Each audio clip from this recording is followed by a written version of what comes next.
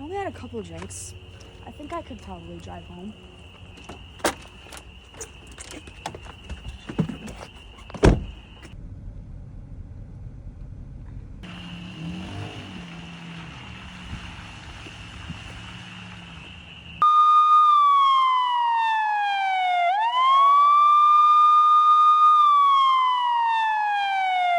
Drunk driving has two major risks. One is killing or severely injuring yourself and others on the road. One is being pulled over and receiving a DUI or a DWI. Being pulled over and receiving a legal consequence is arguably the lesser consequence. Taking another life is something that you can never get over, not to mention that you will be charged with manslaughter.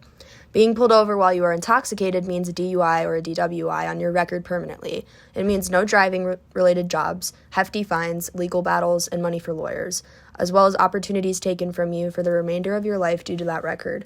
Driving while intoxicated is a heavy offense, and it carries heavy consequences. Some DUI and DWI-related statistics that I found are every day around 32 people in the United States die from drunk driving incidents. That's one person every 44 minutes. In 2024 alone, 11,904 people died in alcohol-impaired driving traffic deaths. A first-time offense can cost the driver up to $10,000 in fines and legal fees. Many states require offenders to install ignition interlock devices at the driver's own expense. An ignition interlock device is a breath test device connected to a vehicle's ignition. The vehicle cannot be operated unless the driver blows into the interlock and has a BAC below a preset low limit, usually .02 G/DL. About 30% of all traffic crash fatalities in the United States involve drunk drivers. Here is a chart on the effects of blood alcohol concentration, and you can see how quickly it jumps just with a few different points. From just a .05 to a .08 alone, your concentration and your speed control go down significantly.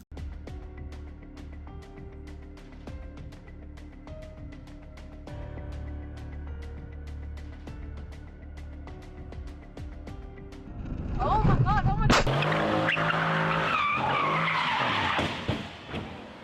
I don't have one. Nope. Okay. All right. Just hang tight for a second. Negotiation ended when you ran, man.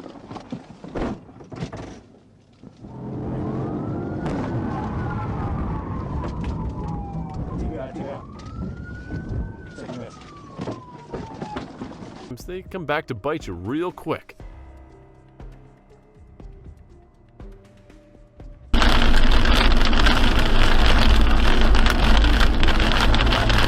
Whoa! Oh shit!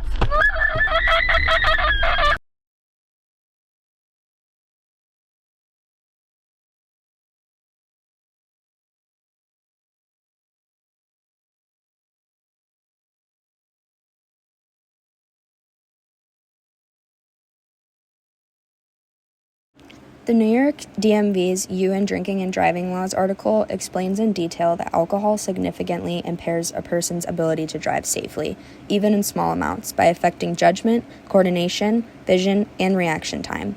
As blood alcohol concentration, or BAC, rises, the risk of being involved in a crash increases dramatically, when drivers become several times more likely to cause an accident at higher levels.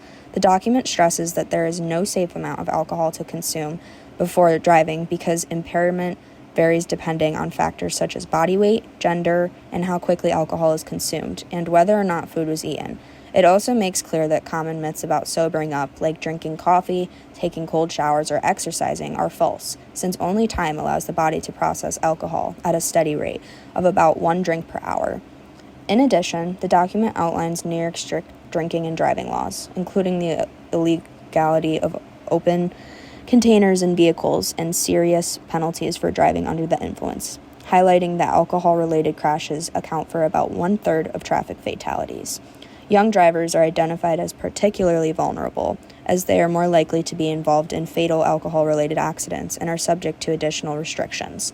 Overall, the document emphasizes personal responsibility and encourages safer alternatives, such as using a designated driver or other transportation options to prevent dangerous and potentially deadly consequences.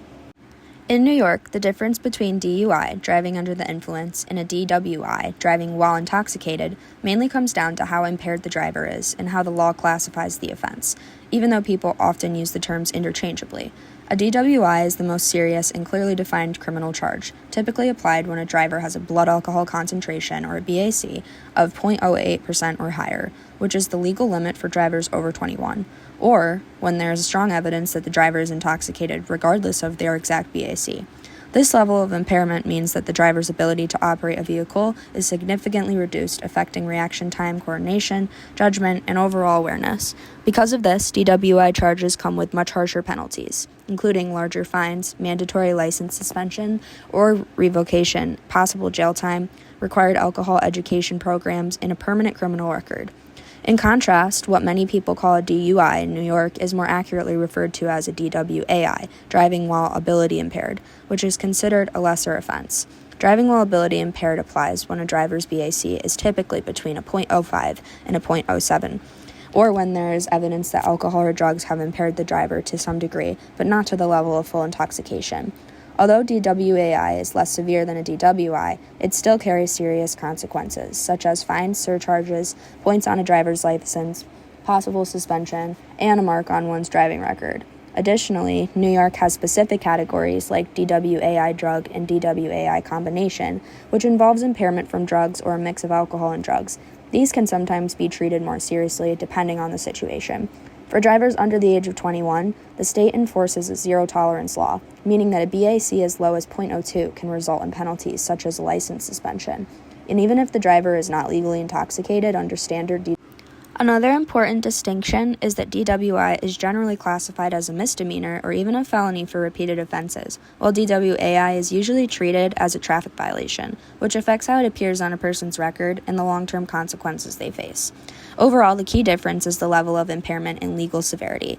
DWI reflects a higher level of intoxication and carries significantly stricter penalties, while DWI or DUI/DWAI indicates a lower level of impairment but is still illegal and dangerous, reinforcing the broader message that any amount of alcohol or drugs can negatively impact driving ability and lead to serious legal and safety consequences.